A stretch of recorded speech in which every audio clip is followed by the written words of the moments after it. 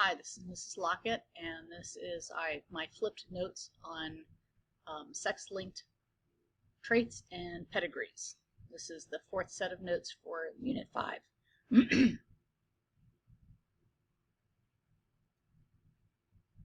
Okay, so let me move. Whatever. Okay, so human traits are just like any other traits. They're the same as pea plants and so on and so forth. And in order to do a pedigree, which is what we're going to talk about first, biologists have to identify an inherited trait that's controlled by a single gene. Can't do pedigrees on anything that's polygenic. So,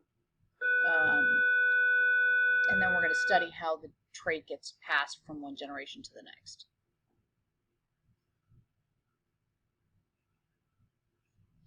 All right, so some common ones would be dark and light hair, curl your tongue or can't curl your tongue,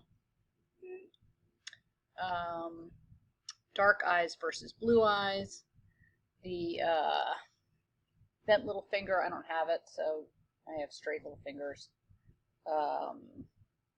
Mid-digit hair, that would be this digit here. Do you have hair on it or not? I have a little bit. It's very hard to see, but there's some there.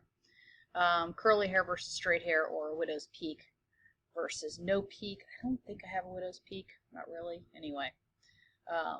Attached earlobes versus free earlobes is another one. Alright, so a pedigree is a chart that shows how traits are controlled by one gene or inherited in a family tree. So here is a family tree. You've got a set of parents that had 3 children. All 3 children married, and they each had 2 children each. So some things that you can see from here is these are the parents. And for whatever trait this chart is monitoring, the dad had it, and then this grandson has it. And the other ones might carry it, but they don't show it. Okay, so it is most likely a recessive trait.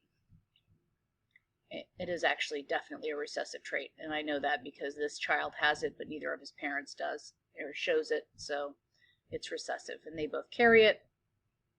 So this is dad, this is mom, this is a marriage line that goes across. When you drop it down and have a line like this to others, that is the children or the offspring, always in birth order. So the daughter was oldest, and then the son, and then the second daughter. And then they married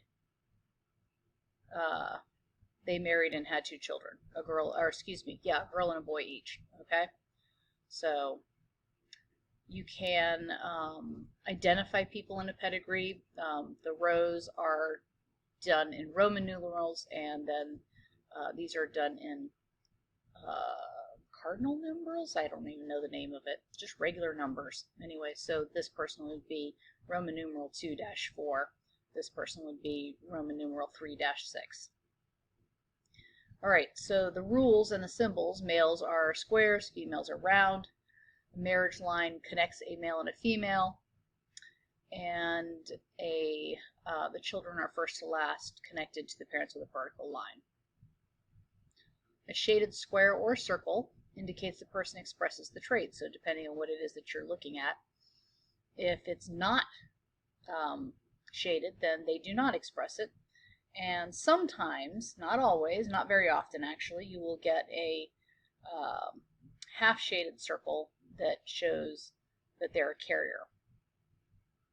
All right, so we have a pedigree here. This is showing the inheritance of attached earlobes. I'm trying to remember. I just knocked myself off the screen, so oh well.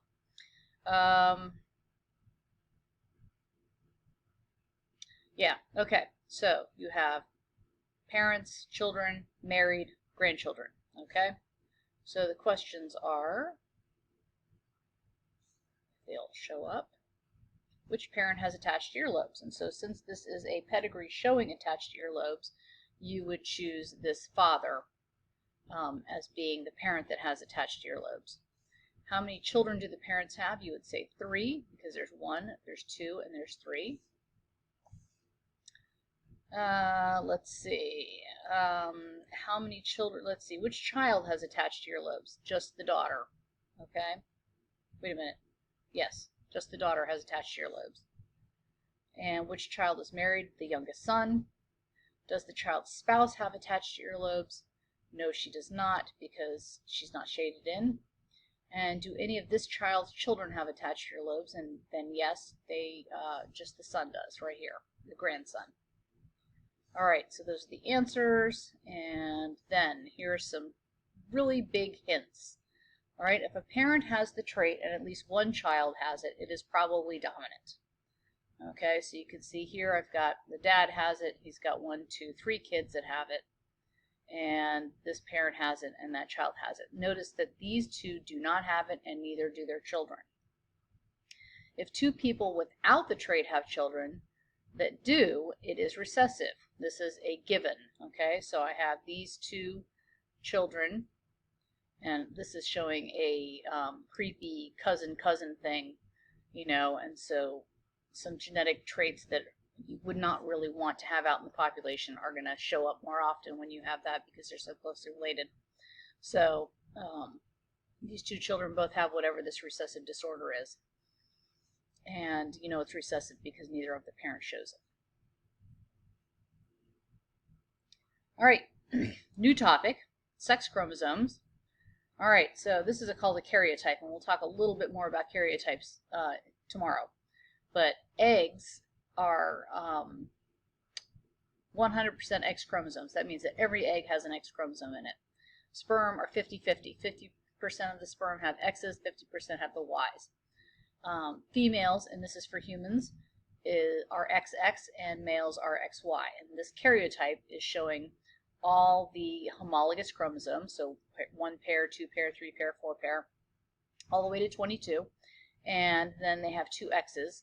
So you know that this is a female, and let me see, and she is apparently a normal female because she has 2 of every type of chromosome.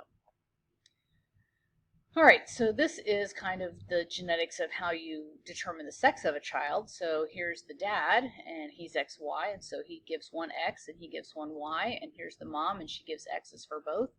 So 50-50. Half are female, half are male, which is what you would expect. And that is the reason why. All right, so when you have a gene on a sex chromosome, it's called sex-linked.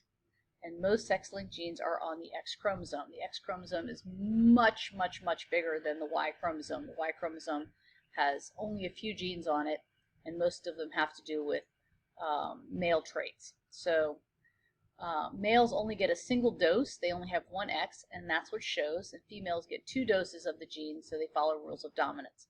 So that is why, when we'll see that in a minute, that a lot of the X-linked disorders are much more prevalent in males because they are less likely to, or if they have that bad gene, then it shows. All right, here is a Punnett square showing how you do a sex-linked Punnett square. And notice that you have superscripts. All right, so you have X little r, Y is the white-eyed male, so white is recessive. You can see that up here in the corner. White is recessive to red. So here's an X little r and then a Y. The Y doesn't have the gene because the gene is physically on the X chromosome. And then I have a pure red-eyed female. So she's X big R, and I do the cross. These female flies are going to have red eyes because they have the red gene and it's dominant. And these male flies are going to have the red eyes because they have the red gene and they don't have another gene to express. So the genotypic ratio is going to be 2-to-2 because this genotype and this genotype are different. And the phenotypic ratio is also going to be 2-to-2 because you have 2 red-eyed females to 2 red-eyed males. So sex matters in these particular ratios. All right, so here is X little r, X big R, mated with X little r, Y. So you can see that they've got this all set up here, and you've got a red-eyed female, you've got a white-eyed female, you've got a red-eyed male, you've got a white-eyed male, And so the genotypic and phenotypic ratio of this one would be 1 to 1 to 1 to 1 for both. All right, sex-linked disorders are more common in males. Males only receive one X chromosome. That's why it's more common. X chromosome carries the gene.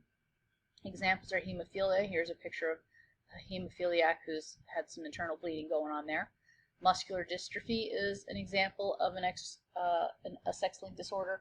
Color blindness is an example of a sex-linked disorder. 1 in 10 males are colorblind. And I don't remember what the females is, but I think it's like 1 in 300 or something like that. It's much, much more rare. And so, color blindness. All right, and this is a colorblind test. If you're looking at it, you should be able to see 5 different sets of numbers. Okay, and that is the end of these notes. If you have any questions, please bring them to class. I hope you took some good notes today on pedigrees and sex-linked traits.